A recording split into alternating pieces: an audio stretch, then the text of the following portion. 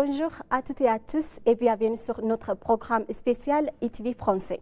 Aujourd'hui, nous sommes ravis d'accueillir Kémy Sépa, président de l'ONG Urgence Panafricanisme. Bonjour. Bonjour ma chère sœur. Bienvenue. Merci infiniment. Merci d'avoir accepté notre invitation et d'être avec nous. Le plaisir est pour moi. Si vous êtes l'une des voix les plus marquantes de ce mouvement panafricanisme dans l'espace francophone, vous êtes également l'auteur de plusieurs ouvrages. Actuellement, vous êtes ici en Éthiopie depuis quelques jours. Pouvez-vous nous en dire plus sur les motifs? Alors nous avons été invités par l'université d'Addis Abeba afin de faire un exposé sur la question du panafricanisme comme étant une clé fondamentale permettant de résoudre les conflits interethniques au sein du continent.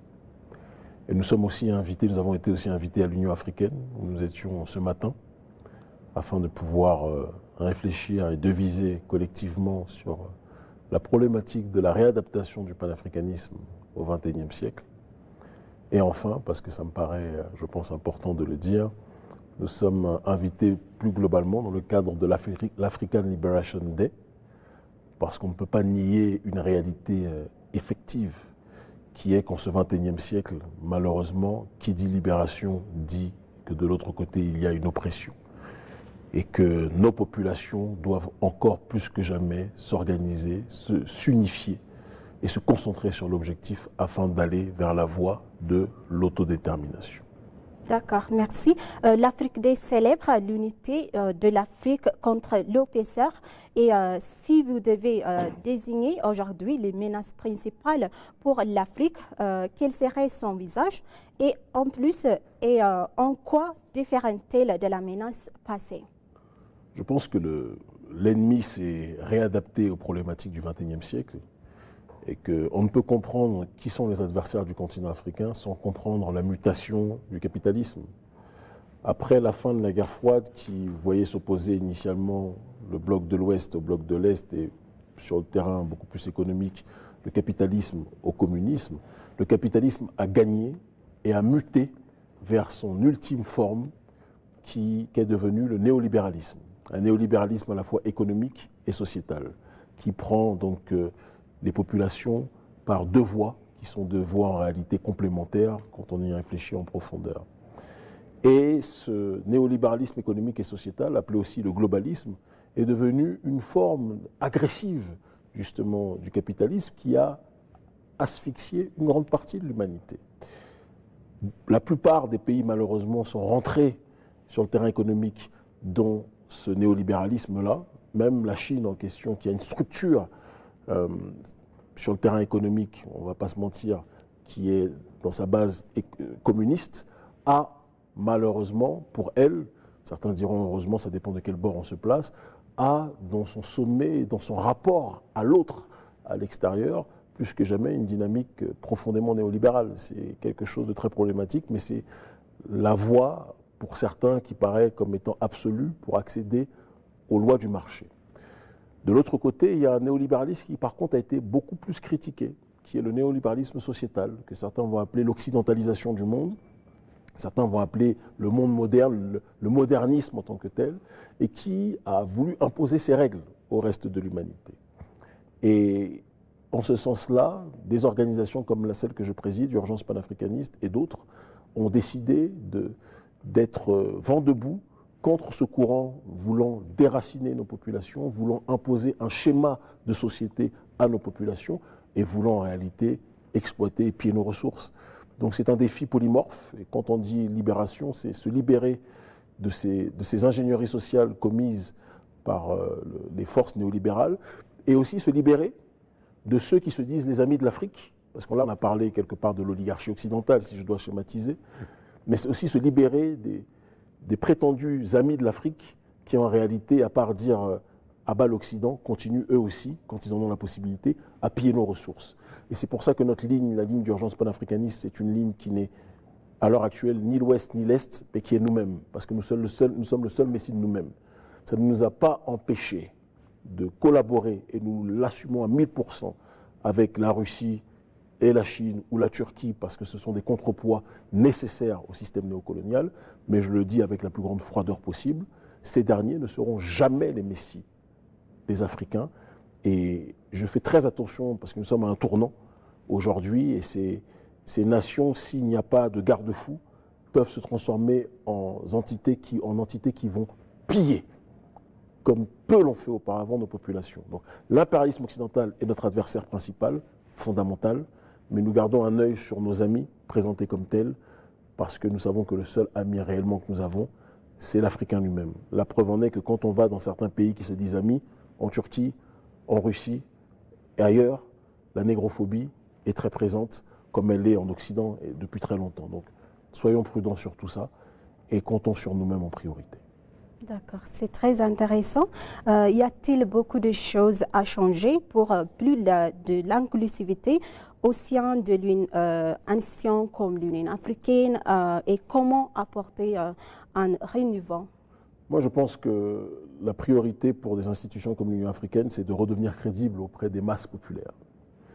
Parce qu'il y a aujourd'hui une déconnexion profonde entre cette institution et les populations africaines. La plupart des populations, si vous leur demandez quel est le président de la Commission de l'Union africaine en 2025, 99% des populations africaines ne sauront même pas. Il n'y a qu'une partie infime de l'élite qui le sait. Vous voyez? Et vous rajoutez à cela un problème qui me paraît là aussi profondément central, qui est qu'il n'y a pas de leader d'opinion africain des sociétés civiles qui sont présents dans des institutions comme l'Union africaine. Et ça s'explique par le fait que l'Union africaine aujourd'hui est majoritairement financée par l'extérieur. Et une structure censée représenter en priorité le peuple, mais qui est financée par des entités extérieures, ne va jamais servir les intérêts du peuple, mais va servir les intérêts de ceux qui lui donnent à manger. Et donc, je pense qu'il y a une réforme structurelle fondamentale à faire. C'est dans ce cadre-là que notre organisation Urgence panafricaniste a été créée, en partant du principe que ce que les élites africaines ne font pas pour le peuple devra le faire lui-même. Voilà. Alors, qu'est-ce que votre organisation est en train de faire actuellement? Alors, notre dynamique, elle est tripartitionnelle, on va dire. Il y a une dynamique liée à la justice sociale, parce qu'il n'y a pas de combat pour l'élévation de nos populations sans la propagation de la justice sociale. C'est ce qui nous pousse nous-mêmes à avoir créé un certain nombre de programmes. Le plus célèbre d'entre eux se nomme le programme Alodo, qui est un programme d'aide sociale via la création de microcrédits, financés en partie par des partisans footballeurs et autres, qui est remis donc à des femmes en état d'extrême précarité pour que celles-ci puissent créer leur entreprise, commencer justement leur activité. Et une fois qu'elles ont réussi à monter leur structure, elles remboursent progressivement le microcrédit qui leur a été donné, ce sans intérêt. Ça, c'est un des aspects, donc l'aspect sur le terrain de la justice sociale. Il y a l'aspect maintenant sur le terrain de la lutte contre le néocolonialisme. Nous voulons la souveraineté, nous sommes des souverainistes. L'Afrique est la cible aujourd'hui de manipulations en tout genre, de l'Ouest comme de l'autre côté, je le dis très clairement aussi.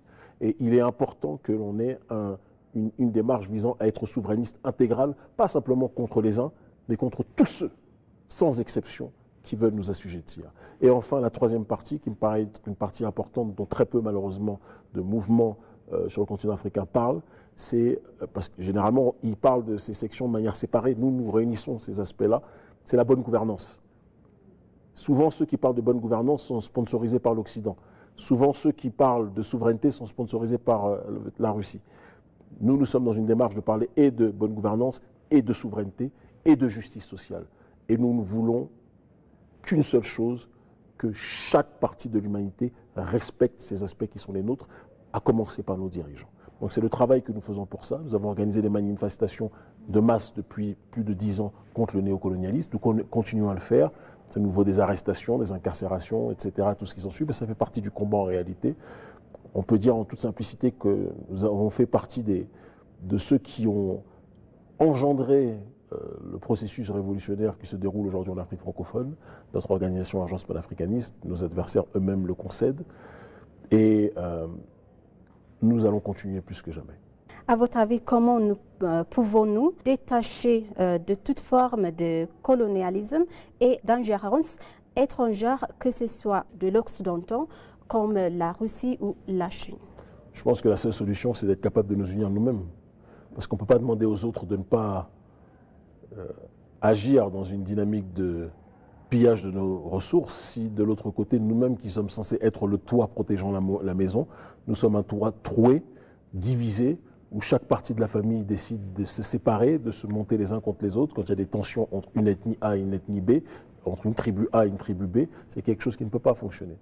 C'est l'unité des nôtres qui permettra de mieux nous faire respecter par le reste de l'humanité. Si on n'est pas dans cette démarche-là, on ne pourra pas avancer. Et donc, le panafricanisme, c'est ça, c'est l'unité des diverses formes d'africanité dans le but d'obtenir une collective souveraineté. Et c'est un travail, à mon sens, qui est nécessaire d'être effectué si on veut véritablement avancer. Vous avez annoncé partir à Haïti. Comment faites-vous le lien avec ce pays des Caraïbes et votre combat panafricaniste? Pour moi, les Caraïbes sont le centre de gravité du panafricanisme. Le panafricanisme est né dans la diaspora. Le panafricanisme est né dans les Caraïbes. Et Haïti est pour le panafricanisme ce que la Mecque est pour l'islam, ce que le Vatican est pour le christianisme. Sans Haïti, il n'y a pas de panafricanisme. Et donc quand je vais là-bas, quand Haïti est en difficulté, ma responsabilité, c'est de venir à son chevet avec notre ONG Urgence Panafricaniste et de tout faire pour proposer des solutions d'aide et d'accompagnement politique, idéologique, stratégique par rapport à la situation que connaît la centrale justement de ce panafricanisme-là. J'aime Haïti en perdre la raison, j'aime la diaspora en perdre la raison, j'aime le continent évidemment aussi, sinon je n'y vivrais pas. Mais je pense qu'on ne peut pas songer au panafricanisme sans la diaspora. Il faut rendre à la diaspora le rôle qui est le sien, un rôle moteur. Notre peuple a été déporté, une partie de notre peuple. Ce peuple-là a une symbolique extrêmement importante dans la résurrection de notre population. Et donc, il est important qu'on soit dans cette direction et que l'on avance dans cette voie. La journée de l'Afrique commémorée chaque année le 25 mai. Pourtant, nombreux sont ceux qui ignorent encore son importance historique et son importance à l'échelle du panafricanisme au XXIe siècle. Je dirais que si on veut être plus royaliste que le roi, je dirais que la journée de l'Afrique, c'est tous les jours normalement, en réalité.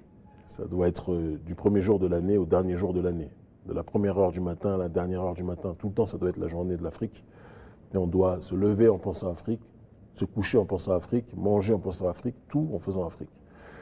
African Liberation Day, je pense qu'à une certaine époque, c'était beaucoup plus revitalisé dans les esprits. Mais avec la déstructuration et la déchéance de nombreuses élites africaines et leur perte de crédit, des initiatives louables comme celle-ci ont fini par perdre leur impact auprès des populations. C'est un travail de fond qui doit être effectué si on veut avancer. Et c'est dans cette démarche-là, en tout cas, que nous nous situons. Donc, comment voyez-vous le changement de la ville Addis Ababa et ensemble, quelle est la contribution de l'Éthiopie pour le mouvement du panafricanisme? L'Éthiopie a un rôle historique. C'est le premier siège quelque part de l'Organisation de l'Unité africaine. C'est la maison centrale du panafricanisme institutionnel. C'est la terre de Haïlé Sélassié, Sa Majesté, qui est une figure importante aussi pour un des courants les plus puissants du panafricanisme, qui est le rastafarisme. Et donc c'est pour nous une importance capitale de nous retrouver ici. Là où je dirais que nous sommes dans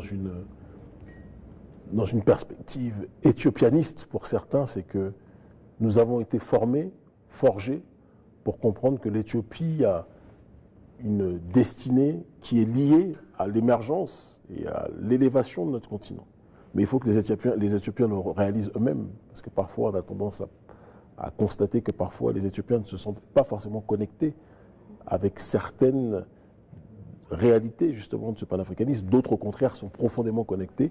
On l'a vu aujourd'hui à l'université, c'était une bénédiction pour nous. Mais il y a un travail d'éducation politique à faire sur ces questions pour que chacun comprenne sa contribution, son rôle et son appartenance au projet commun. Et c'est la raison pour laquelle on a été invité. Très bien. Quels sont les défis auxquels le panafricanisme est confronté actuellement? Du néocolonialisme, qui aujourd'hui utilise des prétendus terroristes pour déstabiliser les pays afin de pouvoir sécuriser l'accès aux ressources pour les forces occidentales. Ça, c'est important qu'on puisse le dire. Donc la lutte contre l'insécurité, la lutte contre la pauvreté, la lutte pour une meilleure répartition des richesses, la lutte globalement contre le néocolonialisme, la lutte pour la bonne gouvernance. Je pense que ce sont... Et la lutte pour se réapproprier nos propres ressources, pas pour les brader à d'autres, mais pour nous-mêmes s'en servir et pouvoir mieux faire vivre nos populations. Donc il y a un travail de fond à faire sur tout ça, et c'est sur tout ça que nous travaillons. Les aspirations du panafricanisme sont les progrès, l'unité et la fraternité.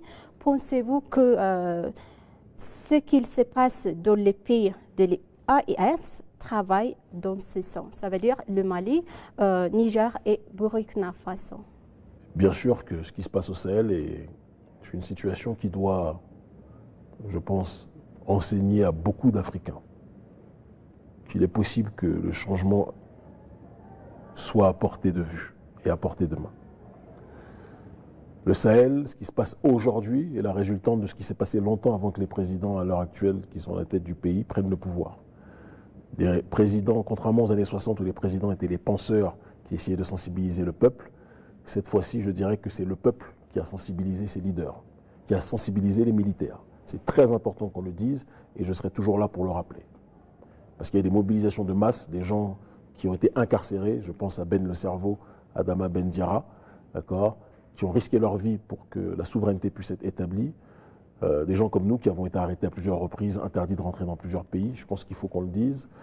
Et ce sont ces accumulations de processus qui ont fait que nous nous retrouvons aujourd'hui dans cette situation-là. J'ai d'ailleurs une pensée pour le frère Shadrach Watowede Unigbo, qui au Bénin est arrêté pour dénoncer le système néocolonial, qui est un des membres importants de notre ONG dans sa section béninoise. Donc il y a source d'espérance dans cette région, mais je ne fais pas partie de ceux qui se gargarisent en disant que tout va bien. Je pense qu'il y a beaucoup de choses qu'on doit améliorer, beaucoup de choses sur lesquelles on doit travailler, beaucoup d'autocritique que l'on doit accomplir. Je me méfie dans cette révolution que nous menons de l'excès de propagande de 10 partenaires de notre cause, d'alliés de notre cause. Parfois, je vois des choses, des fake news qui ne servent pas notre combat. Et si on dénonce les fake news qui sont très nombreuses, des médias manipulateurs et oligarchiques occidentaux, ce n'est pas pour que nos alliés russes ou autres fassent la même chose en plus puissant même de l'autre côté. J'aimerais m'extirper de tout ça et que l'Africain raconte son propre narratif avec sa propre réalité, dire ce qui va, dire ce qui ne va pas. Le terrorisme n'est pas encore vaincu, la justice sociale n'est pas encore, comment dirais-je, obtenue, donc il y a encore du travail à faire. Et dire cela n'empêche pas de reconnaître la puissance de la révolution qui a commencé il y a de nombreuses années, d'accord, par la lutte contre le franc CFA au XXIe siècle, puis par la suite pour la lutte contre les bases militaires françaises et qui continue aujourd'hui avec la prise de responsabilité des dirigeants de l'AES qui sont des dirigeants très honorables. Voilà. Mais être très honorable n'exclut en rien que les gens qui aiment ces dirigeants leur disent que le travail continue, chose que je fais constamment. D'accord, merci beaucoup. C'est moi qui vous remercie. Enfin, si vous avez des messages à transmettre, surtout les jeunes africains qui veulent toujours partir à l'étranger, donc en laissant notre ressource ici en Afrique. Le destin de l'Afrique ne se jouera pas en Europe, ni aux États-Unis, ni en Asie, mais sur son sol. Et ça ne sert à rien d'attendre des élites qu'elles fassent pour nous ce qu'on peut faire pour nous-mêmes. Ce que les élites africaines ne font pas pour le peuple le fera lui-même. C'est la dimension qui est la mienne. Voilà. Merci beaucoup. C'est moi qui vous remercie. Chers téléspectateurs, merci d'avoir resté avec nous jusqu'à la fin de notre programme spécial avec Kémy Seba, président de l'ONG Urgence Panafricaniste. Donc, je vous souhaite une bonne journée. Au revoir. Merci.